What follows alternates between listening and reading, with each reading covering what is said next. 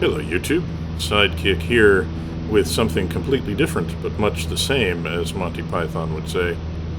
As you may be able to tell, we are flying today in our trusty Cessna 152 in Microsoft Flight Simulator 2020.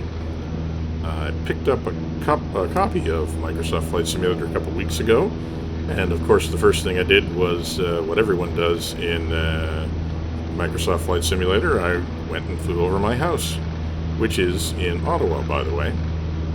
And honestly, I was stunned with how good the graphics are. I mean, I had seen the reviews, but I wasn't actually prepared for how photorealistic it really was.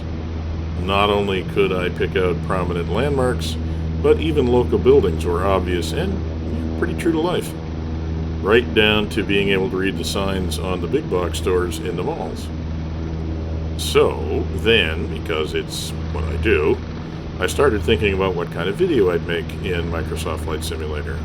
Now, making a tutorial video was clearly kind of pointless, given how much there already is out there. But I did look around on YouTube, and I realized that there weren't actually a lot of videos that were kind of, narrated sightseeing tours of Ottawa. And, well, it is the nation's capital, after all, so I thought maybe it wouldn't be a bad idea to do a little video to see the sights of Ottawa, along with a little bit of local color, so to speak. So, if you want a little tour of Canada's capital region, have a seat. Right now we're in our trusty Cessna 152, and we've taken off out of the Carp Airport. Carp is a little town west of Ottawa, so we're headed east toward downtown right now. We're at about 2,500 feet, and we're actually turning towards the south, because I want to take a look at one little landmark over there. You can see the dark, sort of roundish building that's just going under the nose right now is the Canadian Tire Centre, which is the main sports arena in town and is also the home of the Ottawa Senators. And on our left now is the city of Canada, or the suburb of Canada. It's now part of the regional municipality of Ottawa-Carleton. It used to be a city separate unto itself. You can see the Canada Centre Mall just going under the strut there on the left. And we're going to come around here and get a little bit better look at the Canadian Tire Centre in a sec. There it is. Used to be called the Palladium, but now, and then it was Scotiabank Place, and now it's called the Canadian Tire Centre. And as I said, it's the home of the Ottawa Senators. So while we're taking a look at the Canadian Tire Centre, maybe a few facts about Ottawa. There are actually two municipalities that make up the National Capital Region, and that's because the region actually straddles the border between the provinces Ontario and Quebec. The border being, not surprisingly, the Ottawa River, which we'll take a look at in more detail in a few minutes here. Ottawa's on the Ontario side, and Gatineau is on the Quebec side. The combined population of the region is right around 1.4 million people at the current time, which is the summer of 2021. Of those, nearly 30% work directly for the Canadian federal government. We'll get a look at a lot of federal government buildings when we fly downtown. Let's take a look here now.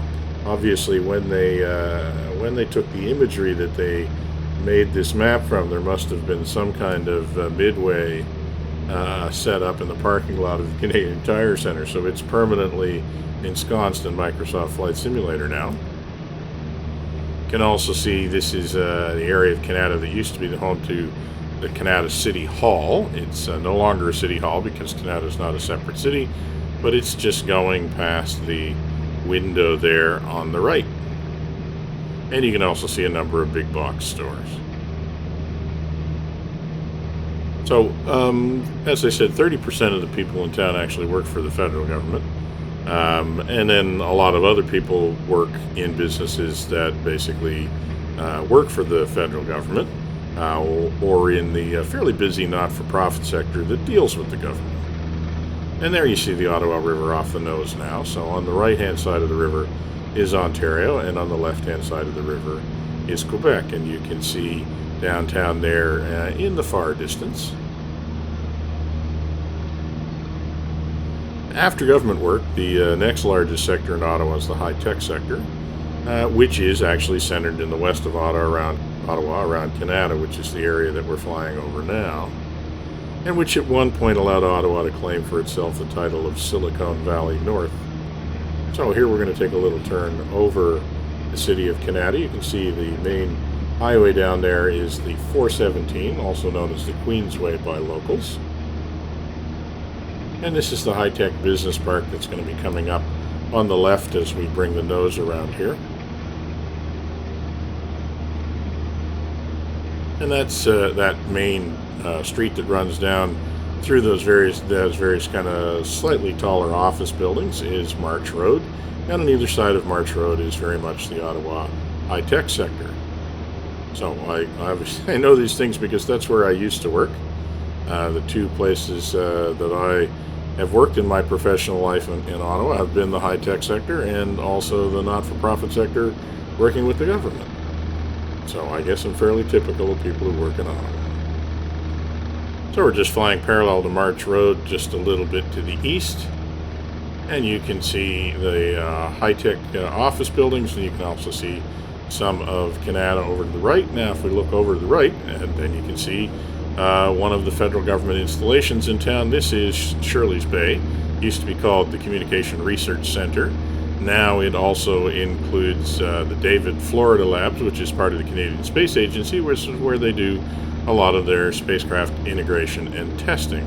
Spent a lot of time at the David Florida Labs in my career. Now over on the left, we're just flying over something that's known as the Canaan Rifle Ranges.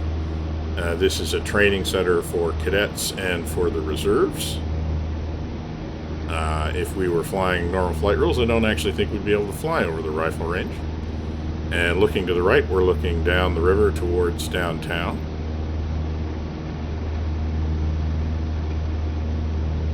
And we're just going to come around to the right, fly down the river over an area of town known as Britannia Bay.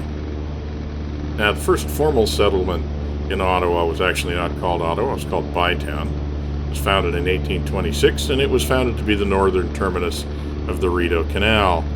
The canal was built in the aftermath of the War of 1812 as a means of getting shipping from the Great Lakes to Montreal and the St. Lawrence River without having to travel along the border with the United States, with whom relations at the time were less than completely harmonious.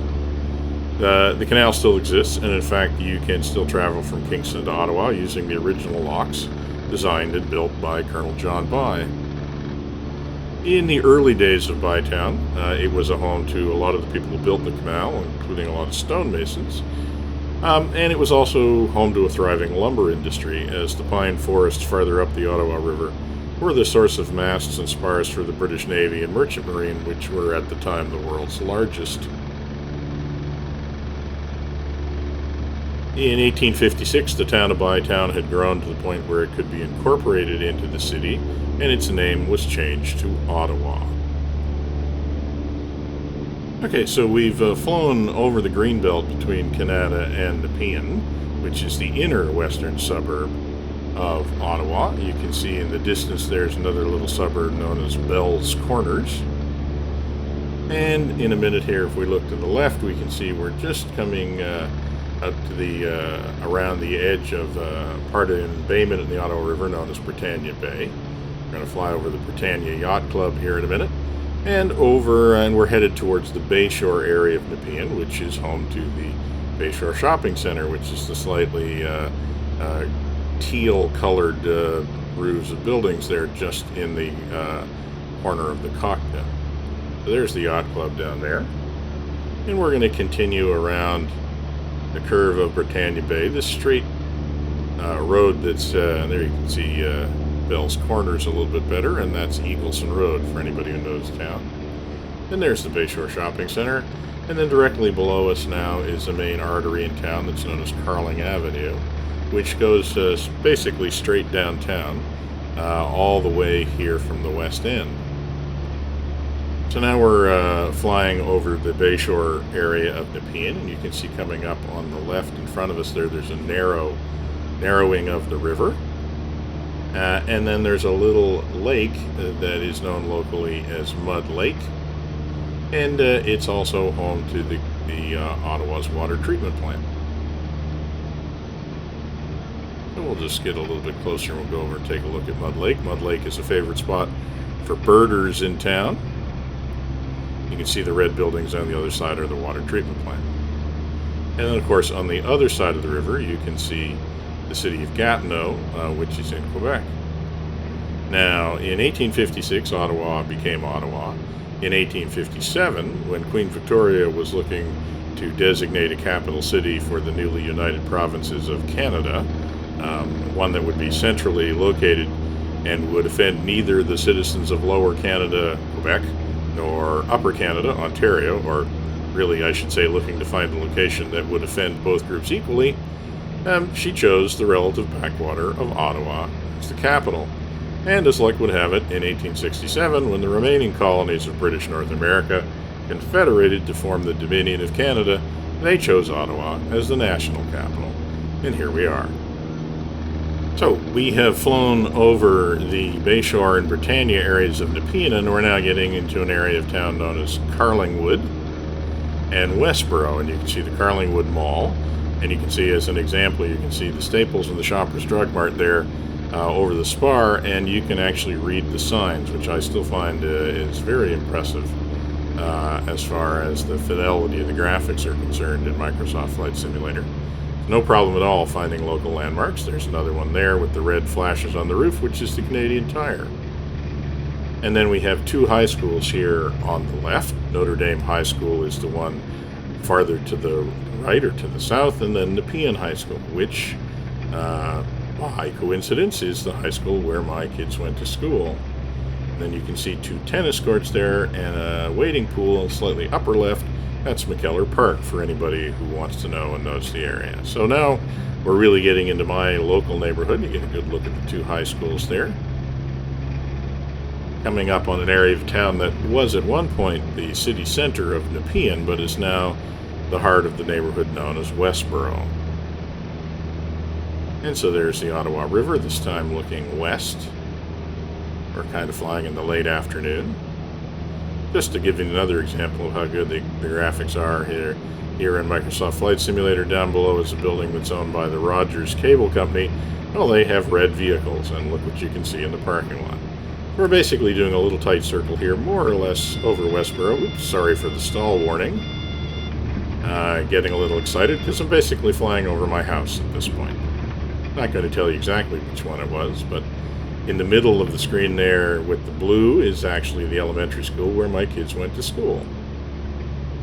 So it's pretty impressive to be able to fly over your neighborhood and actually see landmarks like that. It's every time I do it, I still think it's a pretty impressive achievement for Microsoft Flight Simulator to be doing all of this, at basically 60 frames a second. So now we're flying south of the Westboro neighborhood, and now we're getting into an area of town around another landmark in Ottawa, which is the Central Experimental Farm, which is a lot of this green space that we see coming up.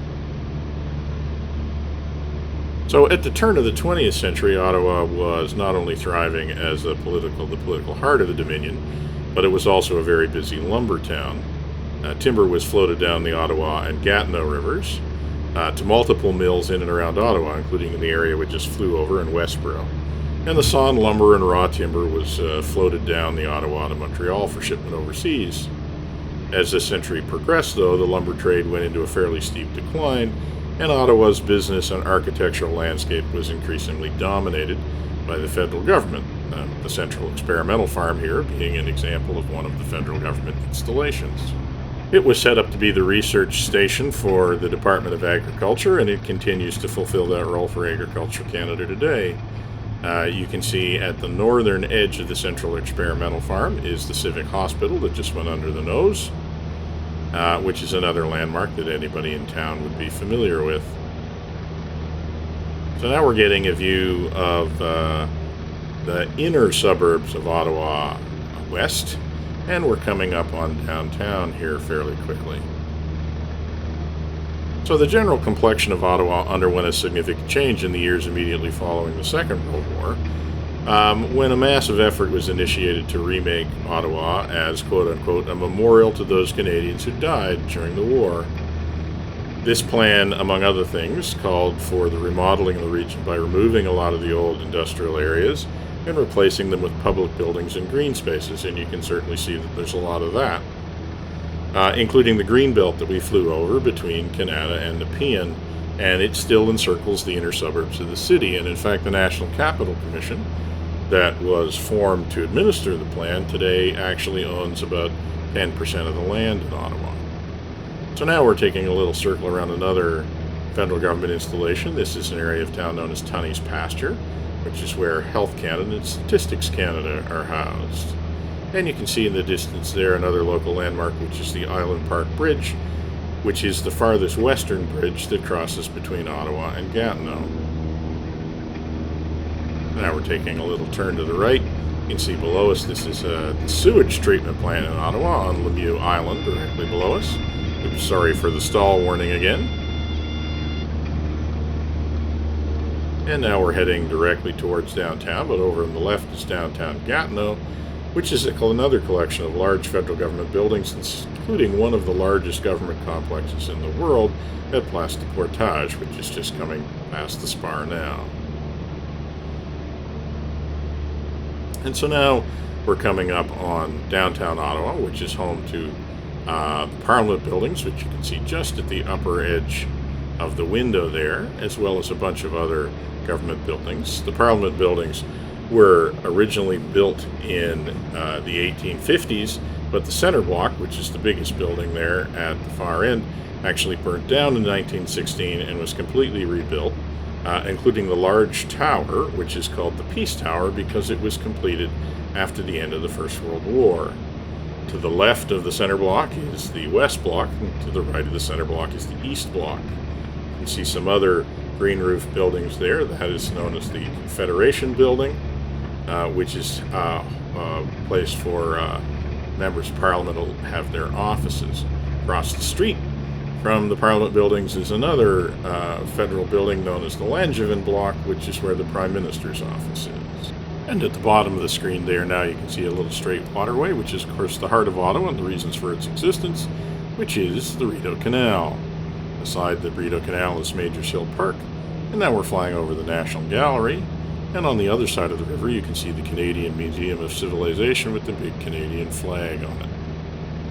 So there's a view from the backside of the Parliament buildings of downtown, looking west, and now we're going to turn to the right and continue back down the river. And ahead of us now is the Gatineau River, which comes into the Ottawa from the Quebec side. And on the right is the Department of Foreign Affairs and International Trade, as well as the National Research Council laboratories. The building on the island used to be Ottawa City Hall, but it's now owned by the Department of Foreign Affairs because City Hall was moved when the regional municipality was incorporated. And that is also the exit of the Rideau River coming in from the Ontario side.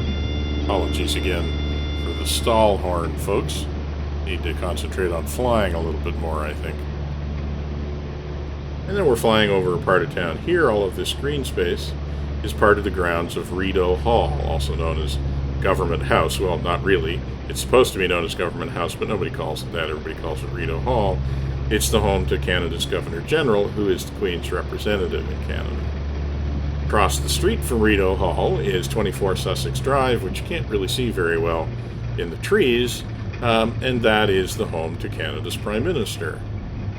These are all embedded in a little suburb of Ottawa, which is known as Rockcliff Park. So, the city of Ottawa is about 200 kilometers from Montreal to the east, down the Ottawa River, and about 400 kilometers from the Greater Toronto area, which lies to the west-southwest on the border of the Great Lakes. So we're just making a tight turn here over Rockcliff Park. We got the stall warning on again. Again, I apologize for that. And now you can see the Rideau River leading away from the Ottawa River and going south. So the Rideau River comes into the Ottawa River here west of downtown, and the canal splits off and comes right through the middle of downtown Ottawa. So this has just about concluded our tour of Canada's capital region, at least the inner parts of Canada's capital region. We're now flying to the east. Directly ahead of the aircraft, you can see the suburb that is known as Orleans. We're currently over the suburb that's known as Gloucester. And you can see the airport down to the left, which is where we're going to end our flight today, and that's the Rockcliff Airport. It used to be part of Canadian Forces Base Rockcliff, and it actually used to feature a seaplane base as well as an Air Force base, and that's why it was actually placed on the river. But it hasn't been used since the 1960s as an Air Force base. Today it is the home of the Canadian Air and Space Museum. So that seems like an appropriate place to end our tour. I hope you enjoyed this tour of Canada's national capital region, at least as seen by Microsoft Flight Simulator. Let me know what you think of the video and the concept of doing some of these guided tours. I'm going to have to go concentrate on landing this aircraft, so for now, this is going to be Sidekick, signing off.